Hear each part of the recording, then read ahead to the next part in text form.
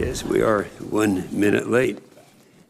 Good morning. The committee meets today to consider a nomination of Mrs. Barbara Barrett to be Secretary of the Air Force and Mr. Ryan D. McCarthy to be Secretary of the Army. Thank you for being here today. We look forward to it. We have the standard questions that, whether you like it or not, you got to answer. And if you would you answer audibly so it can be heard, it would appreciate it very much. Have you adhered to the applicable laws and regulations governing conflicts of interest? Yes. Yes, sir. Will you ensure that your staff complies with deadlines established for requested communications, including questions for the record in hearings? Yes, Senator. Will you cooperate in providing witnesses and briefers in response to congressional requests? Yes, Senator. Yes, Senator. Will those witnesses be protected from reprisal for the testimony and briefings? Yes, Senator. Do you agree, if confirmed, to appear and testify upon request before this committee? Yes, Senator. And do you agree to provide documents, including copies of electronic forms of communication, in a timely manner when requested by a duly constituted committee, or to consult with the committee regarding the basis for any good faith delay or denial in providing such documents? Yes, Senator. And lastly, have you assumed any duties or undertaking any actions which would appear to presume the outcome of the confirmation process? No, Senator. Yeah. As I've often said, this is I really believe we're in the most dangerous situation we've been in this world in my lifetime. And even if I ever thought I'd say I looked back wistfully at the days of the Cold War, I never thought things are going to have to be real bad. So we do have serious problems that are unprecedented. We have a national defense strategy. Did we bring that book with us? No. I can't believe that. All right. We don't have our book with our NDS book.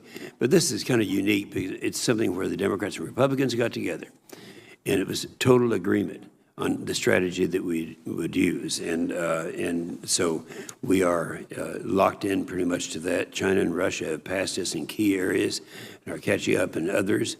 There's a time when we had our launch superiority that we don't have anymore. And we don't know sure how that's changing. It's a moving target. When President Trump assumed office, America's main focus was counterterrorism, but today the United States is properly focused on the security challenges that we face. Years of budget cuts under the Obama administration left our military in a readiness crisis. The last administration even thought that we could cut our defense budget by hundreds of billions of dollars while fighting 2 wars and everything would turn out. However, that isn't the case. This is kind of a surprising thing, and I see that Senator Wicker's not here yet, but he came up with a document that, after I checked it out, I believe it to be true, that during the time that we were cutting our budget, that would be between fiscal years 2010 and 2015, by some 25%, China was increasing during that time period theirs by 83%. People are not aware of this. They don't know that's going on.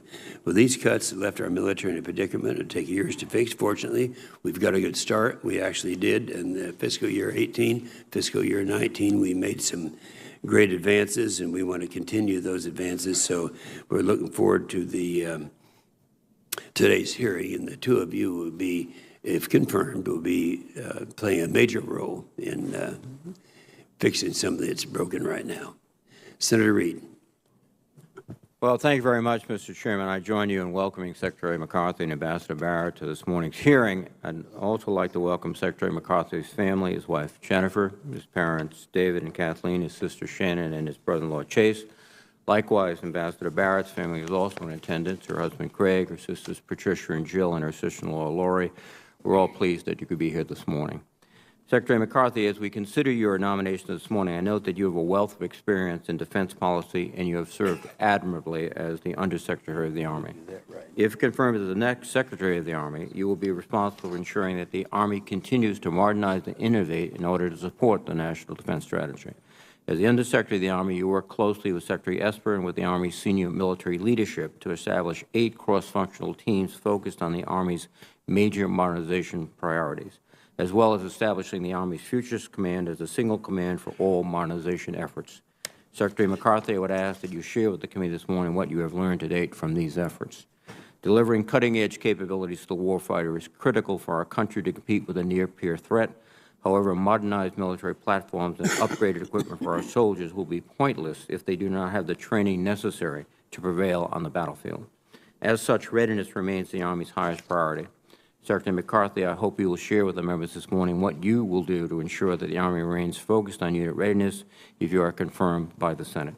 Finally, hand in hand with readiness, the Army's success is dependent upon the men and women who serve in uniform, as well as the civilians working in the Department of the Army. Recently, the Army has had challenges in meeting the recruitment goals, and as the Army grows, it should remain focused on quality of our soldiers rather than quantity. Secretary McCarthy, if you are confirmed, I trust that you will closely monitor this situation.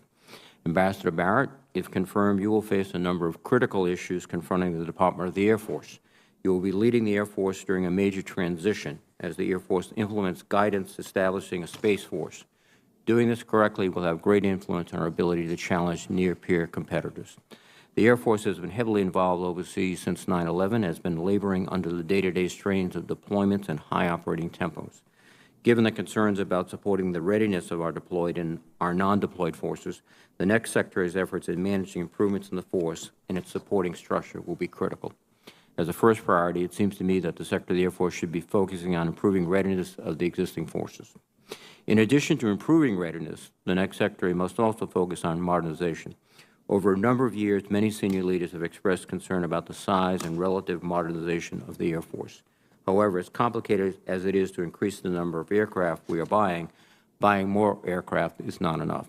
The Air Force must also buy the right types of aircraft. Currently, the Air Force is on the threshold of modernizing several capabilities, including the Bomber Force, the Ground-Based Intercontinental Ballistic Missile Force, and the Advanced Battle Management System program, which will replace JSTARS, ground surveillance planes, with a network of existing and new air and space-based sensors. Finally, the Service Secretary is not in the direct chain of command for major defense acquisition programs, but the Service Secretary plays a critical role in the budget and requirements decisions that drive acquisition programs. Therefore, this committee will look to you for your contributions in balancing Air Force resources against Air Force needs and in ensuring that you have the acquisition workforce the Department needs to get the job done. Again, let me thank you, Mr. Chair, for holding this hearing, and I look forward to hearing from the nominees.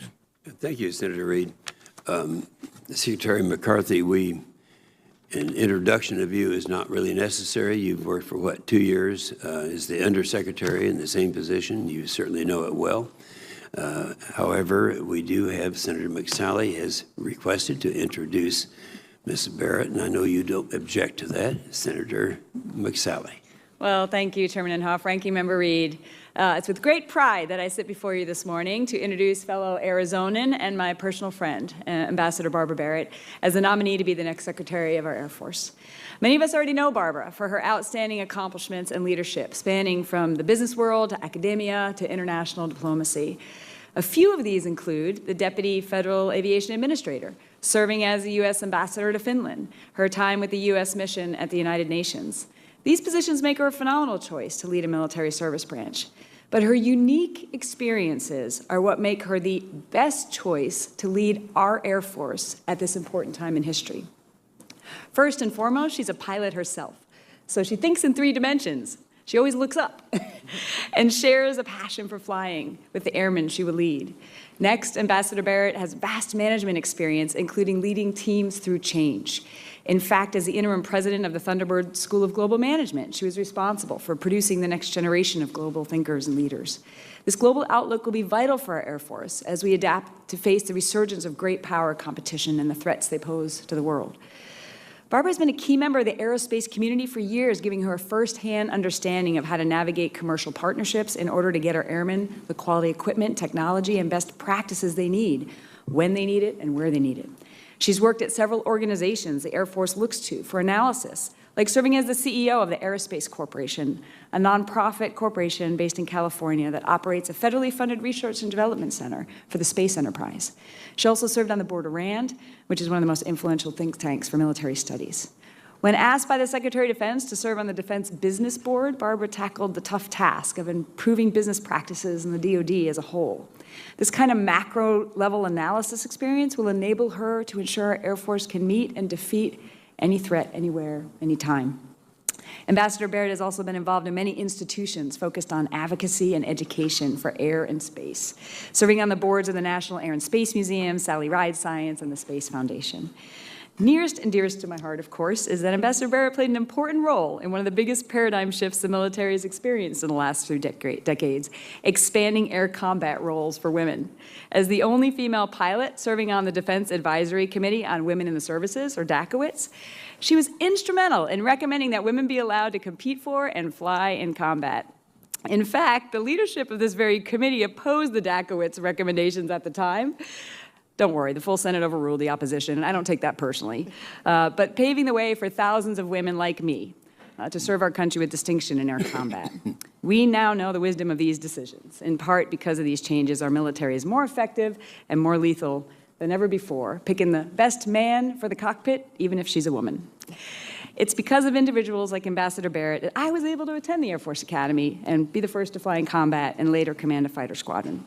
And this led to other airmen being able to meet their full potential.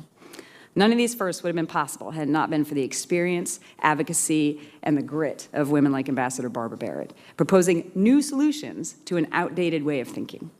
I'm grateful to Barbara for her work to allow women like me to step up and serve our country. And also honored to continue the proud tradition of Arizona women in aerospace. Today, as we sit in this body that makes the type of important decisions, these types of decisions, I continue to be inspired by Barbara's example, who isn't afraid to question the status quo, always look for improvements, think strategically, and acknowledge that sometimes doing things the way they've always been done in the past may not be good enough anymore. It's this personal understanding of what our airmen need, her intimate knowledge of the aerospace industry that supports them, her competence and her passion for the air and space domains, and a consistent search for new, better, more innovative solutions that make Ambassador Barrett the best candidate to lead our Air Force today and tomorrow. Finally, I've been blessed to get to know Barbara as a friend, and I believe she is the perfect fit for this job. And then I advocated to President Trump for that nomination, and I'm grateful that he has nominated her. From our years of friendship, I can tell you that she is a woman of character, vision, smarts, and a true leader who cares deeply about our country, our military, and our Air Force. With all she's accomplished, she did not have to answer this call. She was not seeking this call. Yet she was willing to give these years of her life to share her immense experience and lead our Air Force into the future. Barbara truly embodies the Air Force core values of integrity first, service before self, and excellence in all we do, and will inspire our airmen as they train and fight to keep us safe. I wholeheartedly support her nomination. I hope each member of this committee will join me. Thank you, Mr. Chair and Ranking Member Reed, for the opportunity to make the introduction. And with that, it's my pleasure to introduce my friend, Ambassador Barbara Barrett. Well, that's great. Thank you, Senator McSally. Beautiful introduction. We'll now have opening statements from our nominees. And keep in mind that your entire statement will be made part of the record, so you don't need to go over the whole thing. Just abbreviate it as best you can.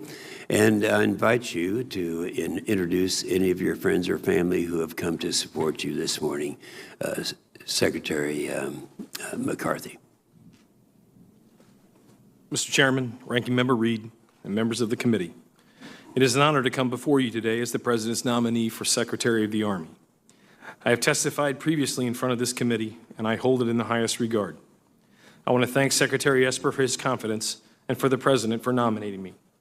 Yesterday, as we do every year, we paused in remembrance of the 9/11 attacks to honor the souls lost on that day and the subsequent 18 years of war. Just as the Pentagon building still bears the physical scars of the attack, we will never forget. 18 years ago today, I was beginning my preparation to deploy for the Afghanistan invasion. That day fundamentally changed my life and has brought me to this moment. The troops deployed in combat operations will remain my primary focus. I'd like to begin by recognizing my wife, Jennifer, who joins me here today. She, along with our daughter, Alexandra, and the rest of my family serve as the bedrock to who I am as a person. They provide me with strength and motivation to be the best husband, father, and man that I can be. To my parents, David and Kathleen, I want to publicly thank them for their love, support, and enduring guidance my entire life. To my sister, Shannon, and my brother-in-law, Chase, thank you for being confidants and friends who are always there for me. Finally, I want to thank the committee for the confidence and bipartisan support they have shown the Army and the Department of Defense with the committee's top-line mark, which will provide the foundation for a budget deal that provides fiscal certainty in the FY 2020 and FY 2021. We will work to maximize the utility of every dollar with ruthless prioritization and safeguard our most treasured national resource, the men and women serving in the Army, DA civilians, and their families. I am an avid supporter of the National Defense Strategy and will continue the prioritization necessary for it to be realized. The NDS serves as our blueprint, minimizing any potential turbulence as a result of the transition of leaders. This strategy allows for a laser-like focus against great power competition, while institutionalizing the hard lessons learned in counterinsurgency and the violent extremist organization fight. If confirmed as Secretary of the Army, I will continue to champion the Army's strategy and vision, with an emphasis on readiness, modernization, and reform. It is only through the care of our people that these priorities will be achieved. I am encouraged by the retention numbers as a measure of performance. In FY19, the Army met over 100% of our retention goals without waivers, and we are on track to achieve our revised accession goal without dilution in quality. If confirmed, I intend to ensure our soldiers and their families have the resources to thrive. This includes quality and safe housing, reliable health care, and access to child care. Taking care of the force leads to a better quality of life, retention of world-class soldiers, and ultimately improved readiness. I'm equally committed to the prevention of sexual assault and harassment in our formations, which tears at the very fabric of our institution. Leadership at every level must build a team of teams, protecting our brothers and sisters to our left and right, reinforcing there is no place for suicide and sexual assault and harassment in our Army. If confirmed, the Army leadership will continue to build upon the reform agenda we've established over the last 24 months. Significant work remains to solidify the modernization enterprise and finish what we collectively started. Congressional support has immeasurably helped the Army, and I look forward to working with this committee and Congress to fulfilling the responsibility of providing the best manned, equipped, and trained force our nation needs to meet its objectives. I'm grateful for your consideration of my nomination, and I look forward to your questions. Thank you. Thank you, Mr. Secretary, and Ms. Barrett.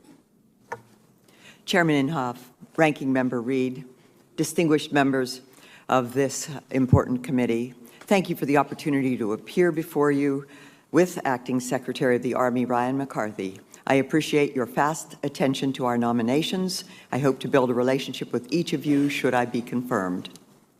I would like to thank the President for his nomination and the Secretary of Defense for the possible privilege to again serve our great nation.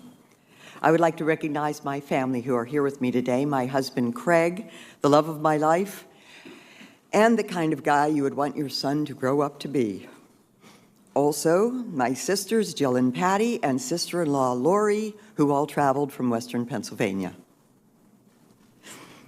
Senator McSally, thank you for your kind introduction. As the first woman to fly an aircraft engaged in combat and also the first woman to lead a squadron in combat, you know firsthand what is required of our airmen.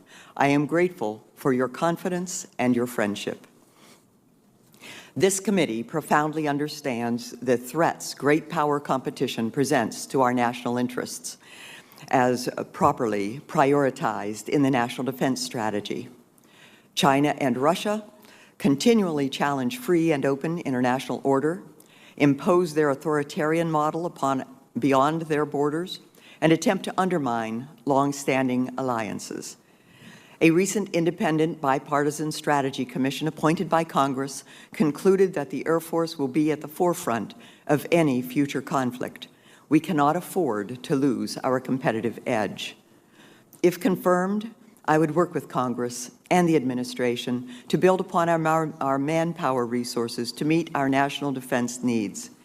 The Air Force must not only retain its technical edge over potential adversaries, but we must expand it. If confirmed, I will continue investments in modernization and advanced capabilities to better equip our airmen to prevail in the high-end fight. While attending to readiness, modernization, and reform, I will also work closely with our allies and deepen global partnerships. If confirmed, standing up a Space Force would be a key imperative. I believe we need a Space Force. In fact, in my opinion, a domain-specific service to organize, train, and equip Space Forces is overdue. Most Americans use space before their first cup of coffee in the morning. Space controls our electricity, our water, our financial transactions, and of course, navigation, information, and communication. While space is ubiquitous, it is also invisible and often underappreciated. American national power depends upon space, and our potential adversaries know it. We must be prepared to defend critical space assets, increase the resilience of our space enterprise, and be prepared to fight and win should deterrence fail. Finally, as we focus on organizing, training, and equipping for combat, we cannot ignore the readiness challenges close to home.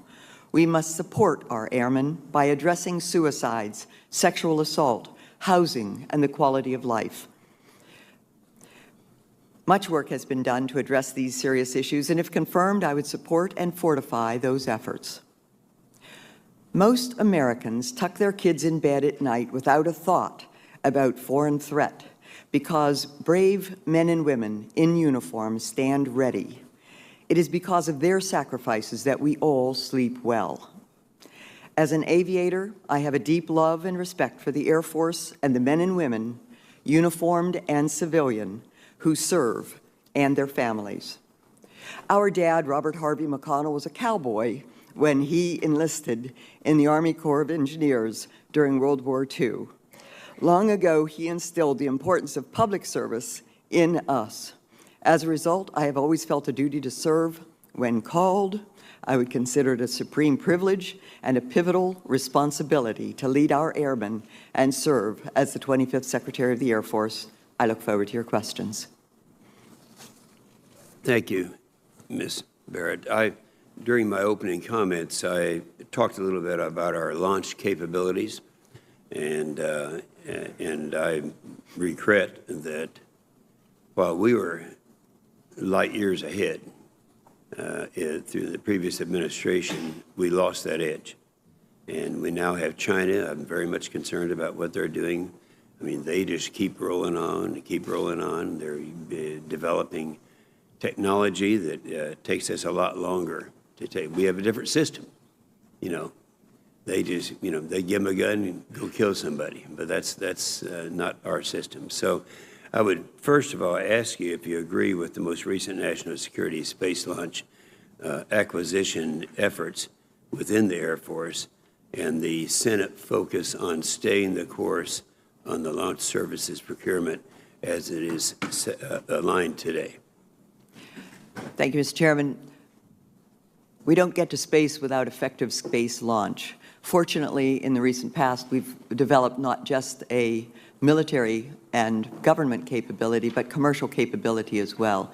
We still need to have government capability, and I'm fully supportive of continuation of that capability through the military, the United States Air Force. And also the fact that we stay on course in terms of our timing, because any delay is going to put them that much further ahead. Do you agree with that? Absolutely, Senator. That's one of your top priorities. Absolutely, Senator. Okay, that's good. I want to mention one other thing too, because there's a misunderstanding. We know that the Air Force has talked about needing 72 fighter aircraft. Well, when it came out with the 60 F-35s and then, of course, some F-15s, the main problem that we had at that time was the manufacturer, or the contractor, didn't have the capacity to get up any higher than that. That's kind of a moving target right now. We're not sure where that is. But we have another situation, and that is on the F-15s, F-35s that are out there.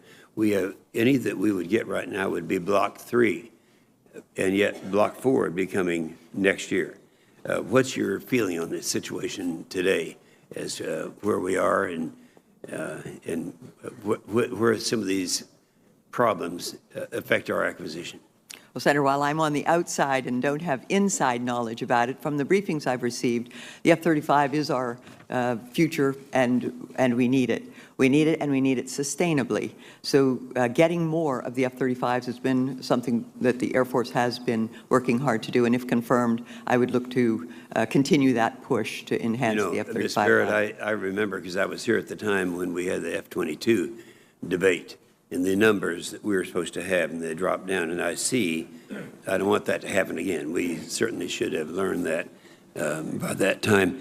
Secretary McCarthy, you know the job. You've been the undersecretary for how long? 25 months, sir. 25 months. So you know some of the problems that are out there. We're not able to meet our recruitment goals this last time. Looking at what we're trying to do right now, one of the problems we have right now, we have the best economy arguably in my lifetime. So that's your competition out there. How do you overcome that, and how are you going to be able to meet your goals? And if not, what's the fallback position? So to your point, Chairman, we missed on the active goal by 6,500 in FY18. So Secretary Esper and General Milley, we kind of sat down as a family and said we had to make a change. So we changed the strategy to focus on 22 cities across the continental United States because we needed a larger sample size. We needed to get greater penetration into demographics where we started to trail. And to your point, with 3.6% unemployment, there's never been a benchmark like that for us to face since 1969, and that was an all-draftee military. So unique setting, and we're competing, quite frankly, with the Air Force, Navy, and the Marine Corps, too. They're competitors, friends, if you will, but we all are competing against essentially the same pool. We've gotten out on the road. Army leadership's meeting with mayors and superintendent of schools, parks and recreation directors, getting civic leaders to help us. We changed our marketing strategy, and we're putting more funding and effort into digital marketing. So we've made a dramatic change, and also looking at our voice with over 150 different operational specialties. There's vast opportunity for Americans to get an opportunity to get technical skills, money for education, and truly get out of into an environment where they can reach the middle class, which we often say in the Army it is the escalator to the middle class. So changing the message was the key in communicating with the country. Yeah, and I would anticipate that back when you were initially trying to meet those goals, we didn't anticipate having the economy that we have today. You know, we make those targets well over a year in advance, Chairman, so we had to make the adjustment. It's hard because we still need to grow. With 60% of combatant commanders' requirements are the Army worldwide. We have to continue to grow while demand remains so high. Good. Thank you. Senator Kane. Thank you, Mr. Chair, and congratulations to the nominees. I enjoyed our visits yesterday. Ambassador Barrett, you and I talked about a concern of mine in the space area, which is the lack of rules. As you point out, it's sort of invisible, and the challenges of a rule-less environment are going to get more and more significant the more investments we and other countries make. There's an example in the last year where an American company was denied an FCC license to launch satellites in the United States, but then they circumvented the FCC's ruling by going to India and launching satellites, and there was a monetary penalty that was assessed against the company for doing that. We talked about issues of debris in space created by either accidents or efforts to use missiles to knock down defunct satellites that create debris that threaten investments. As you contemplate, should you be confirmed the role of Secretary, what are your thoughts about what the United States should do to try to work with other nations to create a set of international rules that can be enforced to try to protect the investments that we would make? Thank you, Senator. I think that will be one of the important things that lies in the future. The Air Force would certainly want to be a big part of that. If confirmed, I would participate in the leadership. You indicated that you strongly support the Space Force. We did a good bit of work on that in the NDAA, and I think that that will likely survive relatively intact from the conference from everything I'm hearing. You have many priorities as you would take the position. Talk a little bit about how you would approach the implementation of the provisions that will be included in the NDAA on this. We look forward to seeing the outcome of those negotiations in Congress and building upon what Congress directs. I would look forward to participating, if confirmed, in developing an agency that is focused on capability in space, not on building structural bureaucracy, but instead building the capability to, for the warfighter and for the American public. And just to back to my first question, you would agree with me, wouldn't you, that it would be very difficult for us to protect our investments in space without some kind of a rule-based order that other nations are also agreeing with? It's hard to either have bilateral or unilateral rules in space because activities of other nations could jeopardize our investments, just as our activities could jeopardize theirs unless there's an international set of rules. Senator Kaine, I agree completely. Yes, we are vulnerable to the actions of others in that open territory. Thank you for that. Secretary McCarthy, I have been impressed with the, well, first, depressed with the challenges surrounding military housing, but I have been impressed with the Army's candor about acknowledging them. Secretary Esper, as Army Secretary, I worked with him in that, and one of the reasons I was happy to introduce him to the committee for his hearing for the SecDef nomination was because of the work that's been done. It strikes me as I think about the work over the last few months, including visits that I've made to bases in Virginia, including Army bases, is I've looked at a lot of military family housing, but I haven't looked at barracks for the E4s and below. And I guess if we're really going to be serious about the housing issues, we have to make sure that single individuals, men and women who are in barracks in the lower ranks, who are some of the lower paid and in many instances most vulnerable, they also have acceptable housing. You and I talked a little bit about some of the military family housing issues. As the Army is grappling with those, what are y'all doing to take a look at housing conditions for all of the troops, including the E4s and below, who live as single members in barracks? Senator, we had to conduct a very thorough baseline to truly make sure we understood the problem. This has been bubbling since back in the fall of 18. Secretary Esper initiated an IG investigation back in February of this year. We just recently released the results to the entire Congress. There were a series of recommendations, about 90% of which we're definitely going to implement. We had to get a better understanding of how we were managing the problem. And that's really what's gone on over the last couple of months. We've now begun to move resources and get better data and understanding of the health of all of the assets in the entire portfolio. And that would include the barracks for single members? Yes, sir. Yeah. Okay.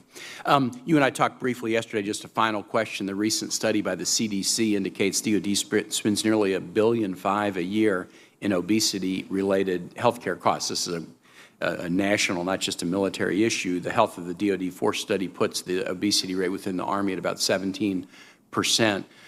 You have done, the Army is now implementing new fitness standards across the force, but talk a little bit about how you would help implement those should you be confirmed. Sir, it really starts on the front end. We've extended the length of sessions, the one-station unit training, basic training, to get more repetitions, more time for soldiers to get fit before they arrive to a force comm unit. And that's the 16 to 22 week. 16 to 22, yes, sir. Yeah. Mm-hmm. And then from there, we're working with the contractors that run our dining facilities to change the menus.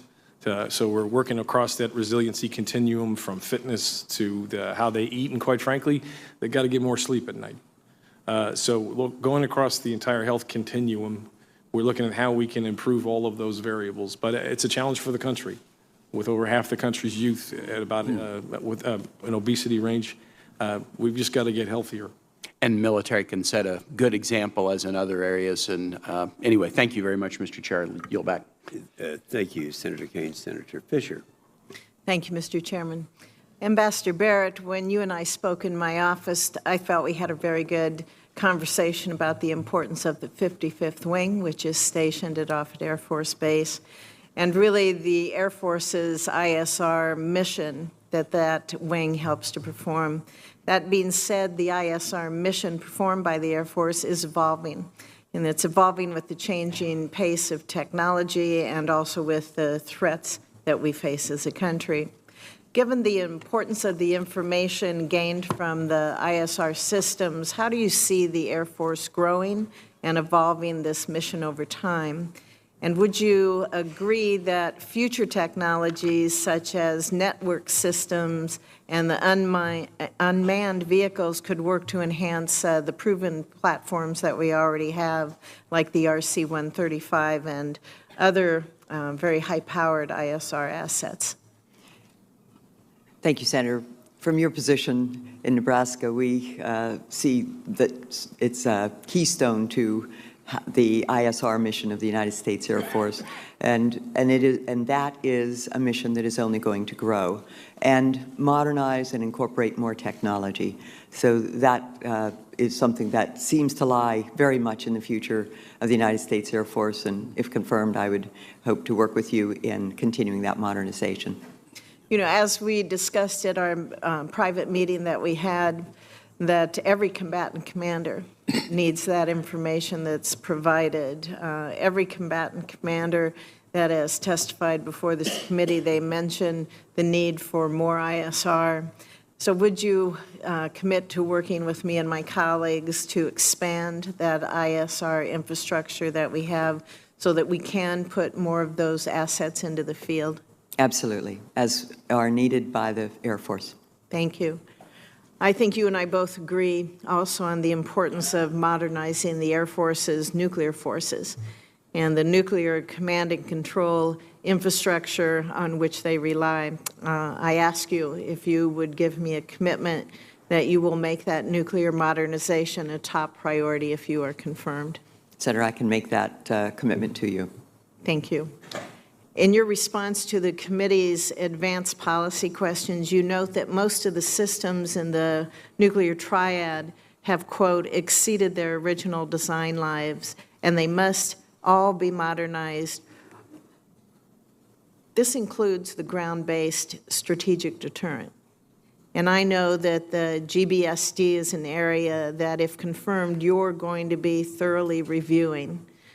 We're seeing calls for changes to the acquisition strategy, but I would encourage you to please keep in mind the lack of margin in the current schedule as you acquaint yourself with the program. Do you agree that the highest priority needs to be moving forward to ensure that this program delivers on time and that we also meet the warfighter requirements? Senator, timeliness and moving forward on modernization of our nuclear capability is among the highest priorities. I would say it is the highest. Our nuclear triad, the deterrent it provides, is the bedrock of the security of this country. We understand that importance. Thank you, Senator. Thank you. One of the fundamental issues that the Air Force will need to address is the question of what's the force structure and the force size that's going to be necessary in order to meet those goals from our national defense strategy. And put simply, we cannot afford to maintain an outdated Air Force, one that's shaped by a low-end conflict when we are looking at great power competition now and into the foreseeable future. I've been a vocal proponent of the Air Force, that the Air Force we need, that plan that is there to grow the size of the Air Force and rethink the mix of the aircraft that we have. But I'm concerned that without resourcing and also without implementation, plans like this end up on the shelf. They just go by the wayside, and I do not believe we can afford to see that happen. What is your vision for the future force size and for the future mix that's in the Air Force? Senator, a great deal of effort was put into an analysis of what is the Air Force we need by my predecessor. I would think that's not something that's destined for the shelf, but instead destined for implementation. Whether it's exactly 386 squadrons, I don't know, but it would be something that, if confirmed, I would be paying a great deal of attention to so that we can have the force structure that we need to pursue and achieve the mission. Thank you, Ambassador, and thank you, Mr. Secretary, for your willingness to continue to serve this country. Thank you. Thank you, Senator Fisher. Senator Heinrich. Thank you, Chairman. Ambassador Barrett, I appreciate you meeting with me yesterday, and I think I want to plow some of that same ground. And I want to focus specifically, in this case, on some New Mexico projects, but I'm sure you're going to hear about projects all over the country from my colleagues. My state was one of the hardest hit by the President's recent end run around the Congressional Defense Appropriations process, and specifically the administration's plan would cut about $85 million from an MQ-9 formal training unit facility at Holloman Air Force Base, a new building that is desperately needed to effectively train all of our MQ-9 operators. Were you aware that we train 100% of the active, reserve, and international MQ-9 operators at the Holloman facility? Senator, I was not aware of that, no. Are you aware of the fact that current trainees are resorting to using duct tape to patch holes in the walls and ceilings of their training facility? No, Senator. Yeah, because I think we can do better than that. Did you know that because of these conditions, these operators are actually the only combat air crews in the entire Air Force that are forced to train in an unclassified, unsecure environment? No, Senator. If this project doesn't receive that funding, what would be your approach to make sure it receives the funding it needs? Well, Senator, I understand that the funding has been deferred, and I would hope that appropriate funding is achieved. And if confirmed, I would be working. Deferred is not a word we really use around here. It's either appropriated or it's not appropriated. And when it's reprogrammed, it is no longer appropriated for the use that Congress wrote into the appropriations bill. So I'm just trying to get a sense from you how we're going to get these kinds of projects back on track. The priority remains very high for that project, as I understand it.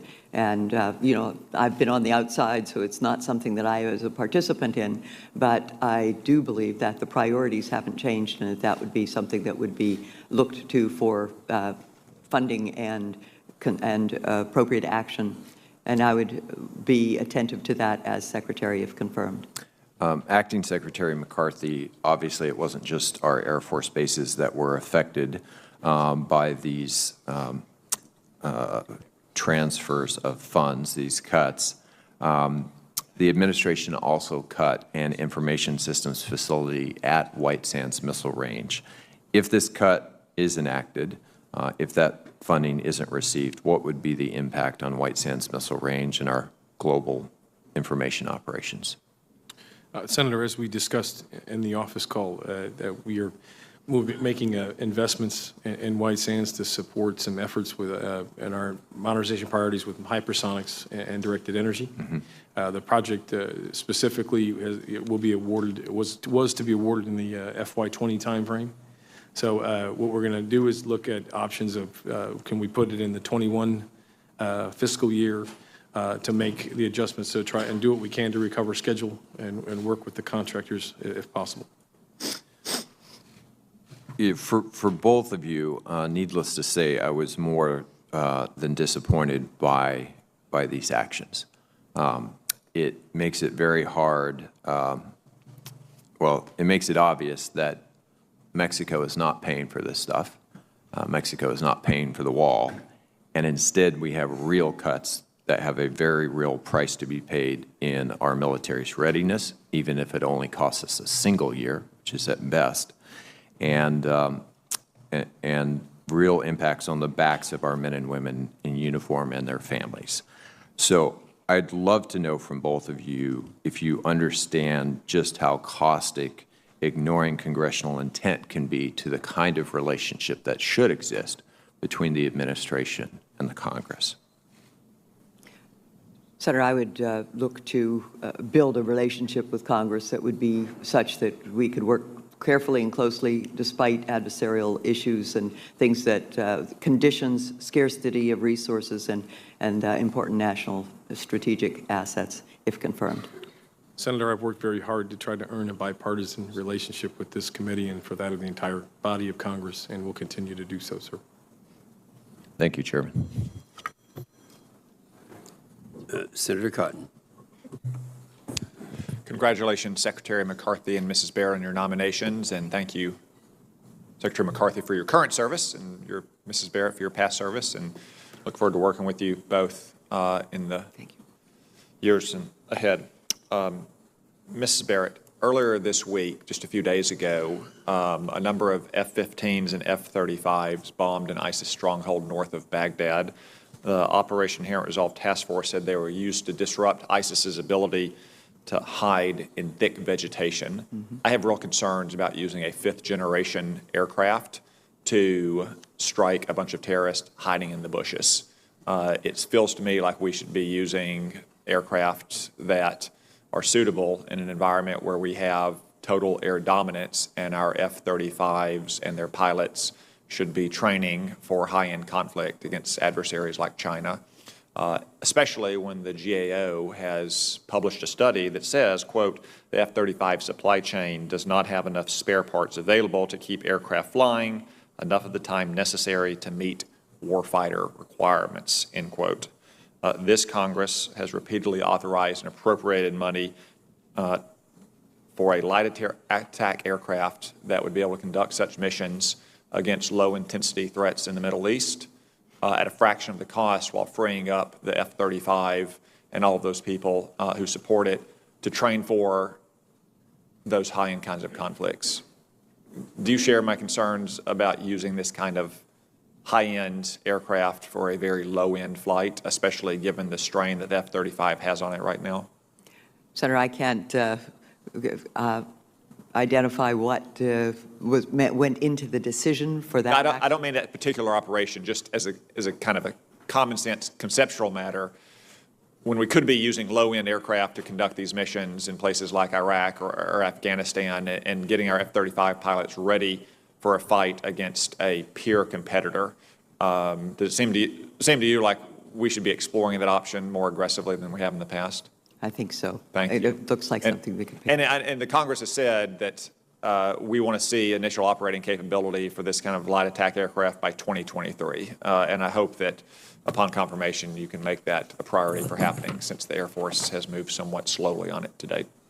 I would look forward to taking leadership and looking to move that along more quickly and do training and operational missions that fit the equipment. Thanks, Mrs. Barrett. Confirmed. Secretary McCarthy, when you were in the Army and when so many other people were in the Army back in the 2000s, they saw a lot of artillerymen conducting operations as dismounted infantrymen. That was a reflection of the strain on the force in part, but it's had lasting repercussions, as our artillery units now have colonels who, as lieutenants and captains, were again driving around in Humvees conducting dismounted infantry operations. Could you talk to us a little bit about the Army's plan for both getting our service members ready to conduct the same kind of high-end fight against a major land power, but also the new systems that are going to be coming in place for them to operate in light of Russia's decision to kill the Intermediate Range Nuclear Forces Treaty and the successful ground-based Tomahawk missile tests that occurred just a few weeks ago? Yes, sir. I really attribute a lot of this to General Milley's leadership over the last 2 years in particular, where changed all the scenarios at home station as well as our training centers worldwide to deal with near-peer threats, scenarios that we would see against near-peer competitors. We changed our investment strategy, obviously making long-range precision fires the #1 priority, with almost $9 billion across the FIDA, to include north of $1 billion in hypersonic glide body missiles. So vast investment from our time and energy in training, as well as the investment in materiel to bring tactical, operational, strategic fires back into the formations. We're also looking very hard at changing within MOSN strength to fill out more fires units. So a tremendous effort moving forward on the long-range precision fire portfolio. In the same regard as with missile defense. It has atrophied a great deal with 18 years of counterinsurgency fight. But a lot of investments there. We're looking at some SHORAD batteries coming online in FY22. There's improvement, and it's on the way, but we are still short if we had to go to war tonight. Yeah, we are. So I'm glad to hear that, and I'm glad that the INF treaty is now a dead letter, and we can start providing our soldiers with the long-range fires they need to counteract the threat from Russia in Europe, but also the threat from China in East Asia as well, since they were never part of that treaty in any event. Thank you both. Yeah, thank you, Senator Cotton. Senator Reid. Well, thank you very much, Mr. Chairman. I apologize. There's a simultaneous Appropriations Committee hearing, and I had to attend. But Secretary McCarthy, let me raise an issue which is not exclusive, unfortunately, to the Army. It applies to the Air Force and every service. That's sexual assault and misconduct. And I believe several years ago, General Ordierno, the Chief of Staff, and Secretary McHugh took a step forward in terms of requiring on the efficiency report an actual affirmative evaluation of the individual soldiers' adherence to policies and also training. But I think what's happened in the interim is it becomes more of a literally check the box. And the training, particularly computer training, what I've heard is it's someone sitting at their desk and, again, checking X's and Y's while they're probably playing free cell on another device. And this has to be squad leader to squad, company commander to company, face to face. It's very important. And it's not an issue of political correctness. This is at the ethic and the ethos of the military. Soldiers don't exploit other soldiers. They protect them. Can you comment about what you can do and hopefully inspire other services to do? I'm addressing it to you. I have another question from the back. Yes, sir. You know, this is, as discussed in our office call, and this is a lot of where General McConville and Sergeant Major Grinston really want to look at changing the way we're training, because clearly the trend's going in the wrong way, the wrong direction. I was very encouraged by the feedback that we received from General Darrell Williams. Did an event up at West Point a few weeks ago, and he changed it. He brought in outside experts, and they changed it, and they did scenario-based training in front of rooms filled with people. We're getting away from kind of the compliance on an iPad or PowerPoint and making it much more interactive, because clearly the methods we've been using aren't working. Thank you. Ambassador, again, I think this is an issue that you will have to attend to in the Air Force, but I want to focus on another issue, and that is one that we spoke about at our meeting, the sustainment. It's becoming a more critical aspect. In fact, there are numbers suggesting that 60 to 80% of the life cycle cost of a platform is sustainment cost, not the production cost, but sustainment cost. And this has put huge pressure on the F-35. I think Senator Cotton's comments are very, very insightful about how we're using this aircraft, since I'm told $35,000 an hour to keep an F-35 in the air. And if we're going after some folks in the bush with $35,000 an hour, that's tough. But it comes down to an issue of numbers. The Air Force would like to see 1,763 F-35 aircraft. But if it costs $35,000 an hour, how can we afford that going forward?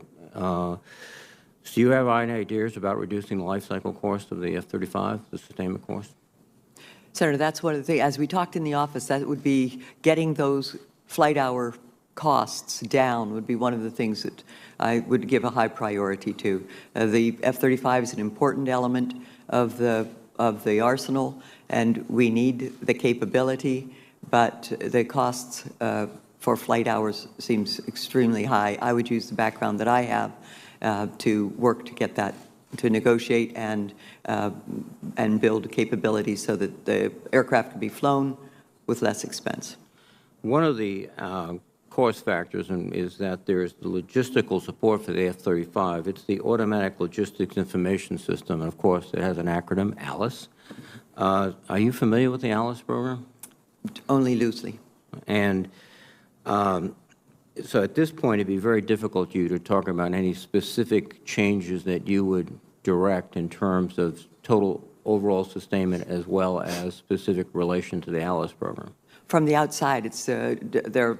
Details of that sort are not, I'm not privy to them, but that is exactly the kind of thing that we should be paying attention to if I'm confirmed. Thank you. Thank you, Mr. Chairman. Thank you, Senator Reid.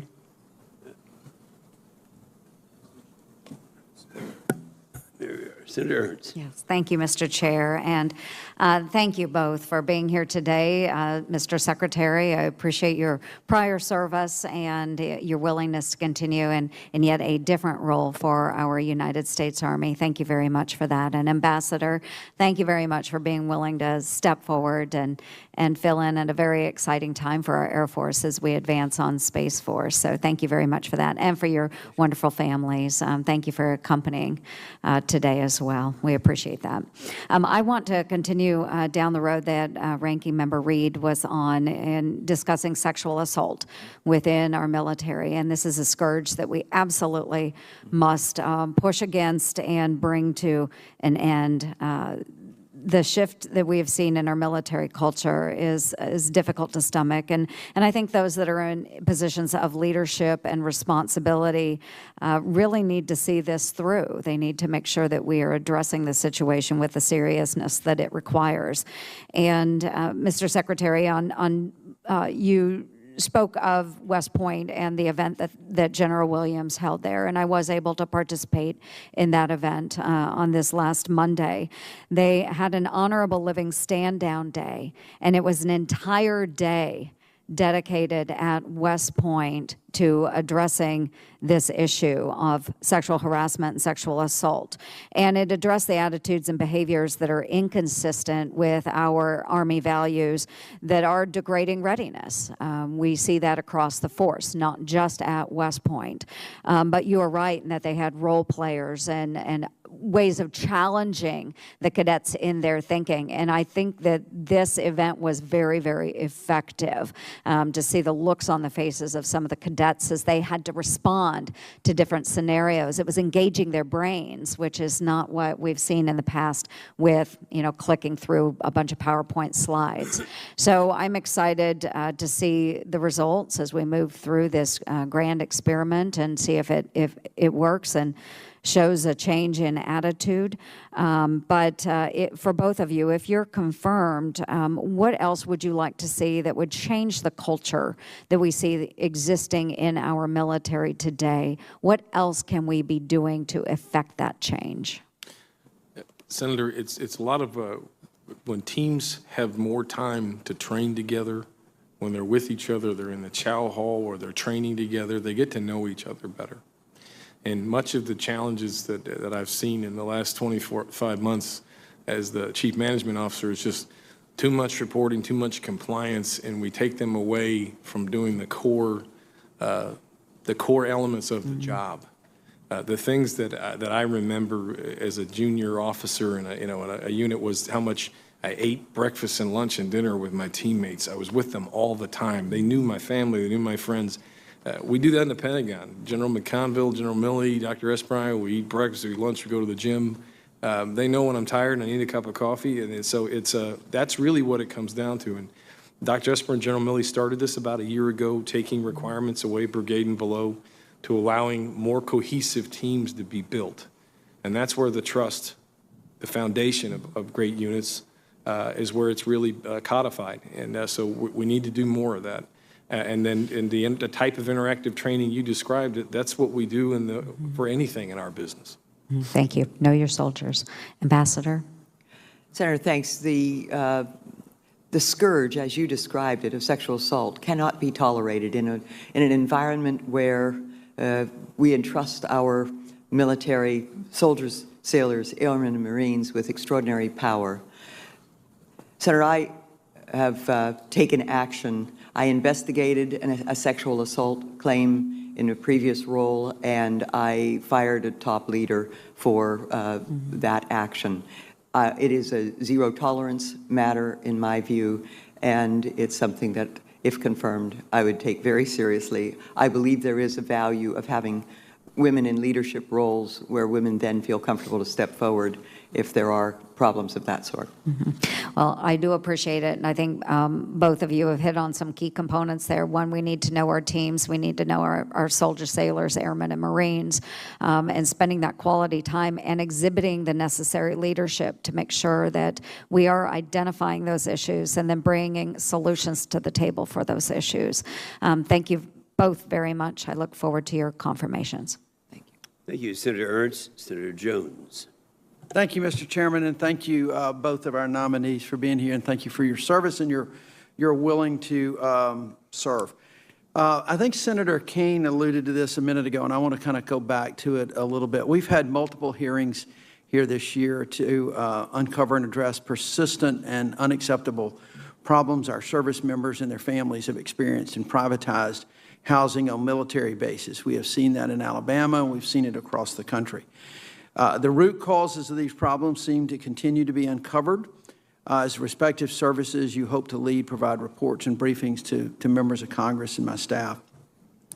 My takeaway from these reports is that we're finally applying some really needed focus to get this right, but we still have a long, long way to go. We're trying to address this in our NDAA, and hopefully that language will stay in there. But I'd like to ask each of you, can we get a commitment from each of you that if confirmed, that you will continue the service, for each of your services, focus on addressing these issues, ensuring our military members and families are provided the housing that they deserve, the transparency, the responsiveness that we believe, and I think all members of this committee believe are important to our family members and the well-being in the military, in addition to our modernization. Secretary McCarthy.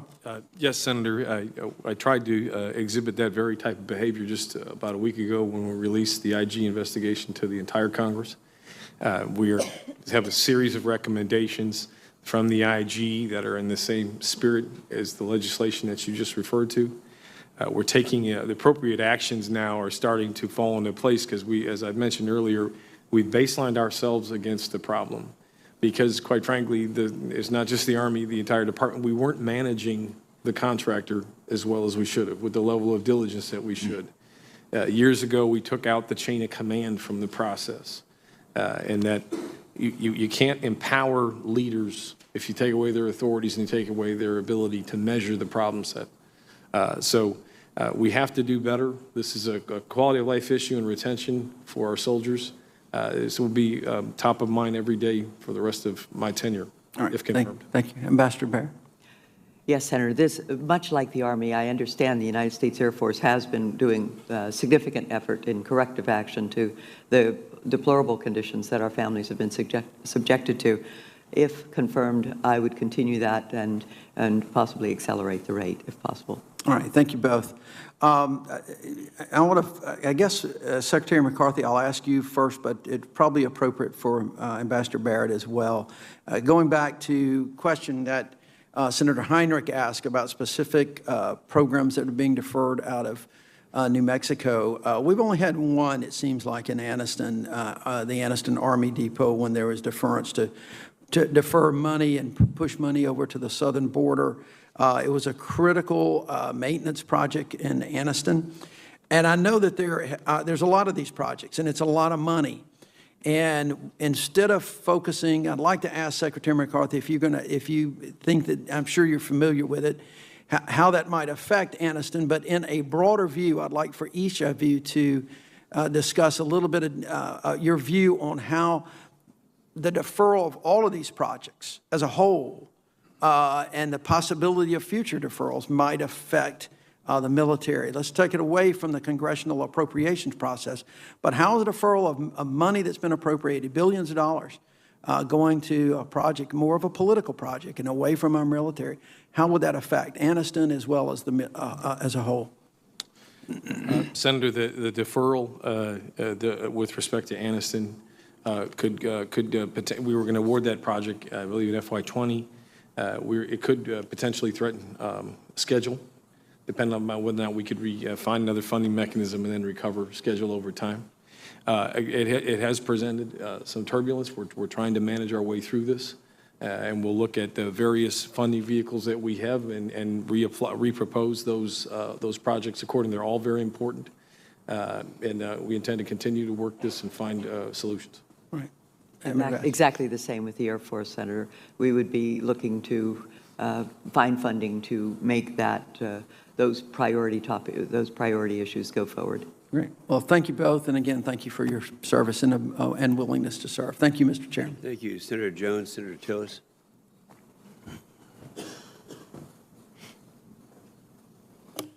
Thank you, Mr. Chairman. Ms. Barrett, you and I talked a little bit about this when you were in my office. Thank you for your time. First off, I don't know you as well as Senator McSally, but I'm fully confident that you're going to do a great job. And one of the areas that we talked about in the committee was about something that started in the Air Force almost 11 years ago now. It was this document, 680-page document to define the next generation handgun for the Department of Defense. It then went through, the Army says they finally had to take it over to get the job done, by the way. But it then went through a process of procurement and acquisition that took about 10 years. It was finally selected, and now it's going to take about 10 years to get it fully deployed, when we'll need the next generation handgun.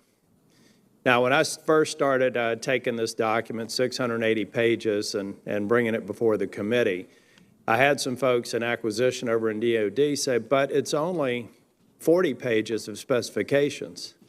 So my question to them was, are all the other pages intentionally left blank?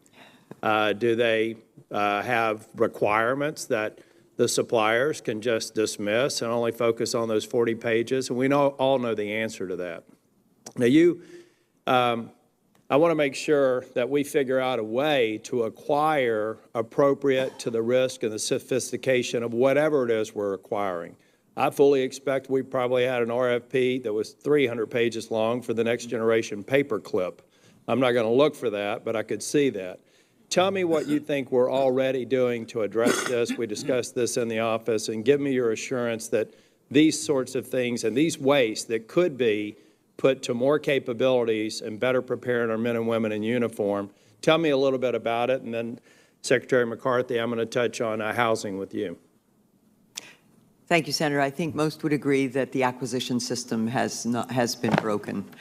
I credit my predecessor as Secretary of the Air Force for having really tackled that problem. And what you evidenced there from 10 years ago, let's hope it's better now. And it would be something we'd look to get better if I'm confirmed during my tenure. Secretary Wilson, I understand, took the acquisition approval process with the leadership of Dr. Will Roper from 14 approval levels to 4. That cuts out who knows how much paper, but a lot of hands moving through it, and adds to the responsibility that each of those 4 have for getting it right. Well, once you're confirmed, I'd love to come over and visit with you, as I mentioned, in my office, so that we can sit down and look at these specific things around the business of the DOD that we not only have to fix, and not once and done, but the continuous improvement initiatives that can convince me that we don't get it right at a point in time, and then 10 years from now, we're back to this unacceptable process. Secretary Ryan, you and I had a great discussion in the office. It's been great working with you over the past couple of years, and I'm going to support your nomination. Tell me a little bit about what you experienced down at Fort Bragg and the progress that we're making on housing. Senator, I was disappointed. I went to the Pope Housing Project in particular, and where there were some of the families that experienced some carbon monoxide leaks. Went to one of the homes in particular. The solutions were not adequate, and the progress is not moving fast enough. Well, we're going to, I told you I'm back down there. I just did a town hall with a couple of hundred people down at Camp Lejeune about a month ago. We had this remarkable phenomenon. Every time I go down there in the 3 or 4 weeks before I get there, we see a lot of service requests for the men and women in housing go down. But we've got to continue to work on the systematic changes, and Congress through sequestration, the department by taking its eye off the ball. There's no one person to blame here, but we've got to continue to measure the progress. And I spoke with Senator Kaine earlier about the Bill of Rights that I look forward to us getting into place, and just continuing to pound on this, and just let the families know that Fort Bragg here, that I plan on doing a town hall down there again in about a month. And I hope they're working on those service requests now. And I look forward to working with both of you on addressing what I consider to be unacceptable family housing. And I have full confidence in you all that we'll get it right. Thank you. Thank you, sir. Thank you, Senator Tillis. Senator King. Thank you, Mr. Chairman. First, I want to acknowledge the service of both of you to our country and welcome you to this committee, and am delighted with your qualifications and look forward to supporting both of you. With that said, I have a question, and Secretary McCarthy, you may be better because you're in the Pentagon now. Has a legal opinion been prepared by the General Counsel of any of the military services or the Defense Department on the legality of the use of these military construction funds for the border wall construction? Yes, sir. And could you make that available to the committee? Yes, sir. Thank you. I believe you've been given an illegal order. I think that what's being done here is a gross violation of the Constitution and the fundamental principles of the Constitution, which is the separation of powers and the bestowing of the appropriation and spending power on the Congress. Article 1, Section 9 could not be more clear. No money shall be drawn from the Treasury. No money shall be drawn from the Treasury but in consequence of appropriations made by law. That couldn't be more clear. Now, the fig leaf that the administration is using is Title 10, Section 2808, which talks about troops being deployed in a national emergency. But even that doesn't fit because it says the troops, any expenditures and the taking out of military construction funds may be used for projects undertaken to support the troops. And this project has nothing to do with supporting the troops. Where they're talking about roads or barracks or defensive positions to actually support the troops. I want to see that legal opinion because I just can't believe it holds any water. And what shocks me is the failure of this Congress to stand up for its prerogatives. If this goes through, it establishes a precedent that essentially transfers a significant portion of the power of the purse to the administration. Not just this administration, but any administration. We're establishing a precedent here that will haunt this institution, I believe, for many years. I appreciate that neither of you have a role in this. You're doing what the chain of command reports, but I believe it's a legal order, and therefore I'd like to see that legal opinion that justifies what's going on here. One comment to Senator Heinrich's question, maybe the President misstated he meant New Mexico is going to pay for the war, not Mexico, because that's what's happening here. And it's not right, and it's not in accordance with the provisions of the Constitution. Secretary McCarthy, the Army's been going through a substantial period of modernization for the past 2 years. A lot has been accomplished standing up with the Army Futures Command. What's gone right and what's gone wrong? What do you feel is the things that have worked the best, and where do we still have gaps? Senator, we believe we have the organizational construct right. The three pillars of the command, futures and concepts, combat development, combat systems, where the acquisition officials are dotted line in. This cross-functional design brings the stakeholders together so you can get unity of effort, unity of command. And that's actually working. Sir, we stood up the cross-functional teams in the fall of 17, and we have prototypes delivered in 18 months that we are testing. I fired the next-gen squad weapon at Fort Bragg last July. We are testing spike envelopes. We've tested extended range cannon, fired a wraparound from 39 kilometers to 70. The prototypes are delivering, and we're starting to yield results, so that reducing the span time is everything. Are there go 5 to 7 years to 18 months? Are there elements that we could be doing better? Of course, Senator. I think that when, much of what we're going to see, the true litmus test is if the prototypes actually are the ones we want and we want to scale them. We buy LRIP tranches, is how the decisions will be made from the Futures Command at the senior-most level when we slap the table on a next-gen combat vehicle, or the lift platform, making those hard trades up top when you start to buy LRIPs. So we're not out of the woods yet, but there is great progress in the way we have gone about the requirements process, which is what Senator McCain were really pushed on. And I'm sure you're going to stay. I'm sure you're going to stay on it, Ms. Barrett. Just a couple of comments. You and I talked yesterday about the importance of maintenance, and I think we should be doing a much better job of readiness in terms of our fleet of airplanes, getting them, maintaining them, having maintainers we not only have a pilot shortage, we have a maintainer shortage.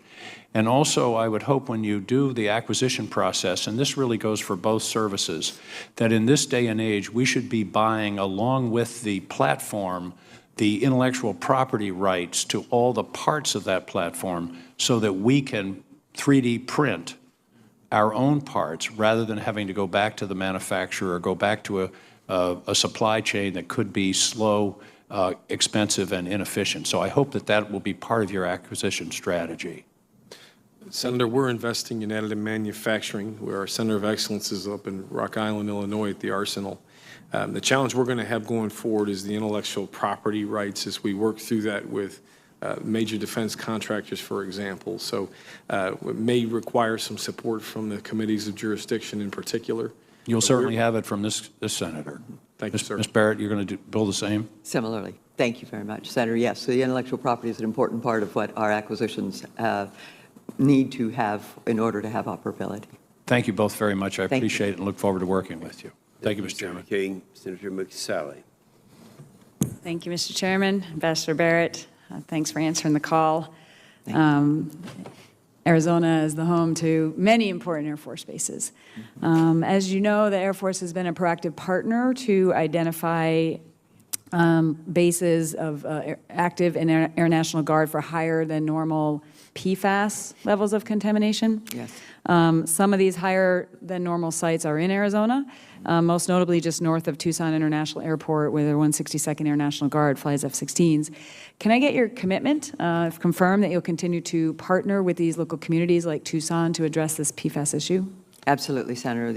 It is important. The relationship between our military facilities and the communities is vitally important, and this contamination is a problem that is not unique to Arizona, but is something that would be, if confirmed, carefully attended. Great, thank you.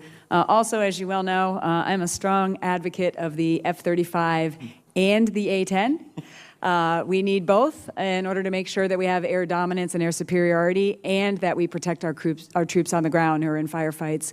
Can I also get your commitment, or how do you feel about that? And do you agree that we need both these important capabilities for our warfighters? Our current force structure, Senator, requires both of those pieces of equipment and those weapon systems until there's a replacement to do that job that the A-10 does and the F-35. Those would be core to the Air Force, Senator. And Great. if confirmed, I would commit to. Great, and I'd love to host you out at Davis-Monthan and Luke Air Force Base as well, so you can get an update firsthand. One thing they're doing at Luke, actually, is really innovative. So as you're looking at bringing down cost of maintenance and sustainment, they're doing what's called lightning integrated teams, where they're training people to be more cross-trained in different functions and kind of own the aircraft. And it's really cut down on the number of people involved, the cost, the time. And so I brought this up to Secretary Wilson and also Secretary Esper, and they're very interested in it. So I want to ask if I can continue to have your commitment to assess that and see how that maybe could be used at other bases, because it really is an amazing initiative. Absolutely, Senator. All right, great. We'll show you that firsthand when you come out to Luke. Secretary McCarthy, it's good to see you again. When we visited in my office a little while ago, we talked about a number of different issues, but one being the importance of Fort Huachuca, where it's got some unique capabilities for being our center of excellence for intelligence training, for UAS training, for the electronic proving grounds. Again, unique attributes down there for asymmetrical capabilities that are going to be so important for our warfighters in the future. So we talked about the commitment you have for those important missions. So I just want to ask you, are you continue to be committed to the importance of Fort Huachuca and those unique missions that they have there? And will you come visit and see them firsthand? I'll definitely come visit, Senator. The unique characteristics, really also the processing and exploitation, dissemination of data.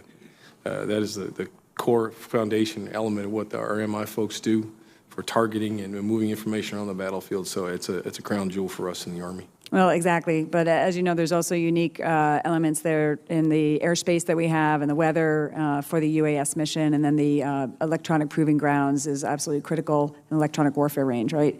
So look forward to hosting you down there so you can see that firsthand. And I just want to, again, highlight, we had a long conversation about all those missions, but not just intel, right? Also those other missions. Great, thanks. And one thing we've talked about also is our range modernization and the importance with long-range strike. Both, actually, this applies to both of you, are modernizing the Barry Goldwater ranges and then also for the long-range strike missions that we have at Yuma Proving Grounds. So I just want to give you guys, in the little time I have left, an opportunity to speak to those issues and the importance of modernizing our testing and training ranges. Yuma in particular for us, Senator, as I mentioned in my comments before, it's where we're testing the extended range cannon artillery, or one of our part of the #1 portfolio for long-range precision fires.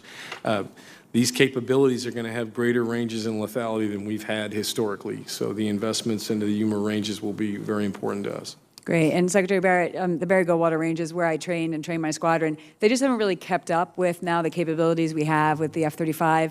So we really do need to modernize them, and just want to get your thoughts on modernization of our testing and training ranges. The Goldwater Range is a national jewel, and I have been there to watch A-10 performance, and it is something that is rarely replicable because of the airspace. And from my tenure as #2 at the FAA, looking at the use of airspace is a really important matter. That block of air set aside is really a benefit to training for the United States Air Force. Great, thanks. I want to thank you both for your service and your willingness to serve our country at this really important time. I look forward to supporting your nominations and confirmation. I hope we do that swiftly, and look forward to continue partnering with you. Thanks. Thank you, Senator. Thank you, Senator McSally. Senator Duckworth. Thank you, Mr. Chairman. I'd like to thank both of you for being here. Ms. Barrett, continuing on the subject of logistics from our conversation a couple of days ago, I want to get further into the details with you. We talked about great power competition and the vast distances that we will need to position our forces across those distances. This highlights some serious logistical challenges that I brought up to you, and I think we spoke specifically on the Indo-Pacific region. Our needs today are significant, but in a contested environment, they would grow even more dire. For example, as I said, I recently traveled to the Pacific and had a chance to talk with several commanders of Pacific Air Forces. We discussed dispersing U.S. air assets in the region to counter Chinese ballistic missile attacks, which would require massive intra-theater lift capabilities. Secretary, what specific logistics capabilities would you prioritize to make sure we can support our operational commanders' adaptive needs in the short term in situations like this? And can you please give me specific examples? Thank you, Senator. The vast reaches of the Pacific present a significant logistics challenge. It can't be met with ease, and we have bases that have been helpful, but I have taken a special interest in that region. Many of us know the European theater from World War II, but 2 American presidents almost died in the Pacific theater. I've made a point of going to those points in the Pacific, the Guadalcanal. Right. I'm sorry to interrupt you. I only have 3 minutes. Can you give me specific examples of logistical initiatives that you will take to address these issues in the Pacific?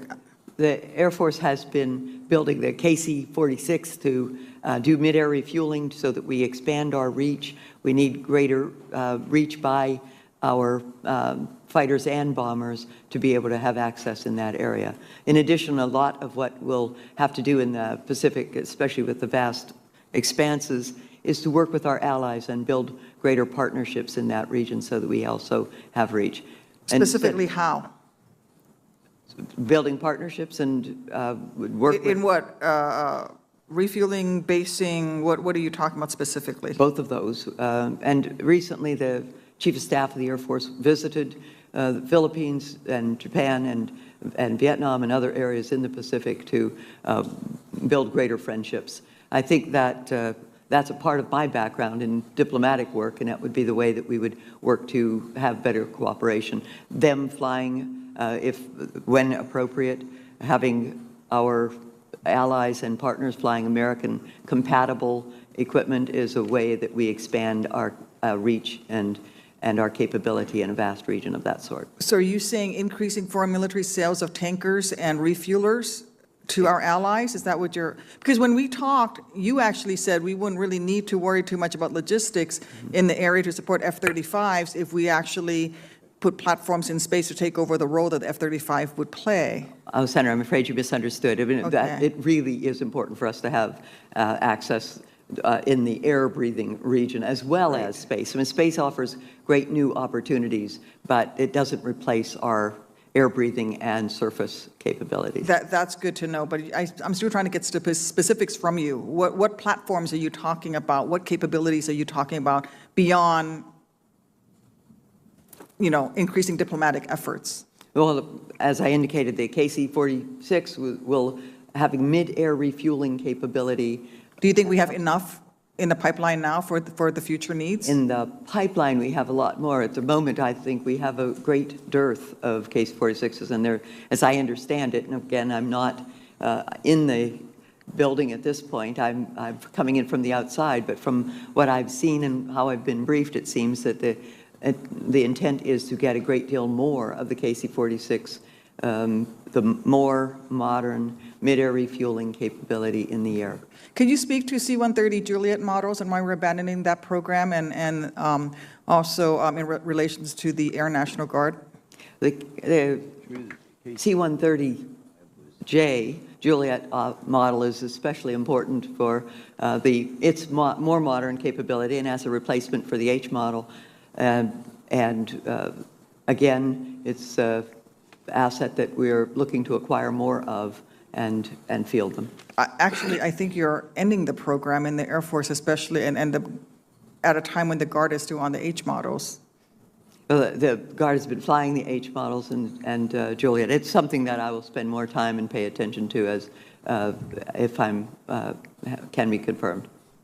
Please do, because I think the Guard definitely needs those Juliet models. And I also just want to close, Mr. McCarthy, thank you so much for meeting with me prior to the break, and I hope that you will continue to support the Future Vertical Lift program.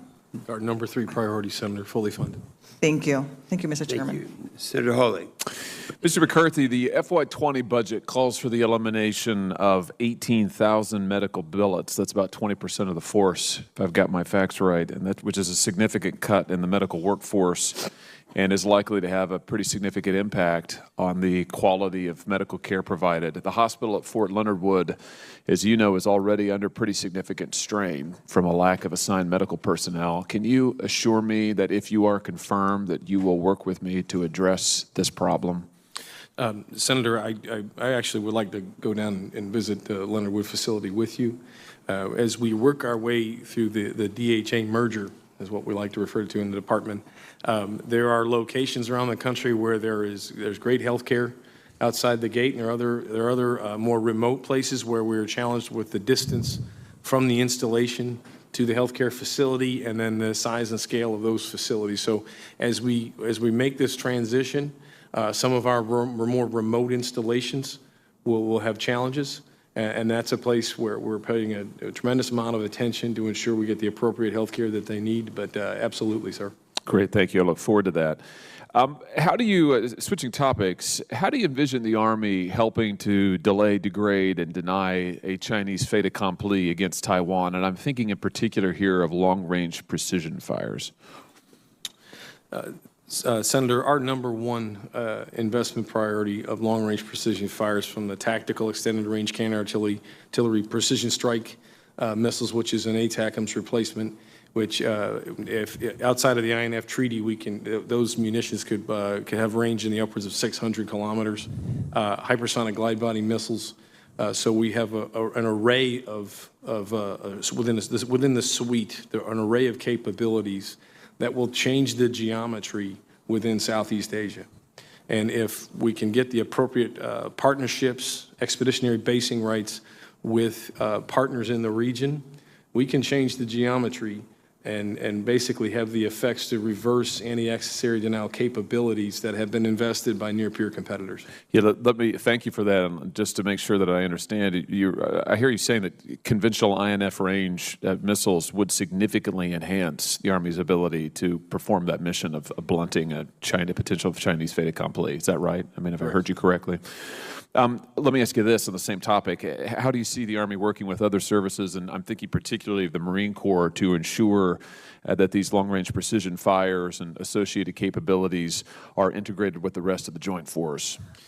For instance, on the hypersonic effort in particular, we signed a joint memorandum of agreement, and this is a joint interest program, not a joint program, where we're all sharing data, synchronizing the buys of materiel, and sharing the data within the test regimes, so how many shots we're going to take over the course of the next 24 to 36 months.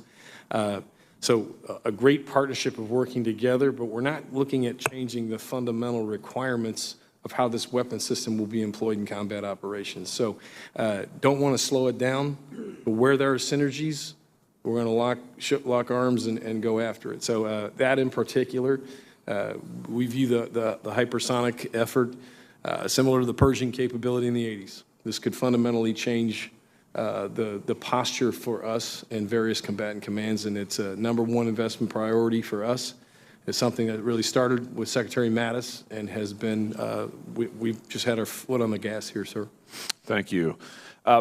Ms. Barrett, let me ask you a question about Air Force priorities. The Air Force's own analysis, as I understand it, shows that investments in C4ISR, munitions, air-based resilience are critical to ensuring that you're able to contribute fully to deterring or defeating China and secondarily Russia. Can you give me a sense of how the Air Force is working with the other services to ensure resilient C4ISR in contested environments, and particularly the Indo-Pacific theater? Well, again, I think the Indo-Pacific is such a vast area. In many instances, it's hard to get surface access to some of those areas. So alternate basing opportunities, and it's especially, C4ISR is especially dependent upon space, and that's where the importance of defending, protecting our space assets really rises to the fore. Let me just ask you this finally. If you're confirmed, how do you plan to balance the tension between the need to invest enough in C4ISR, munitions, air-based resilience, other critical enablers, while simultaneously increasing the number of operational squadrons to 386? So the balance is really the key issue, Senator. It is, it's a resource-constrained time, and that's where we just have to establish priorities and make sure that we minimize the vulnerability in any of those areas. Thank you, Mr. Chairman. Thank you, Senator Hawley.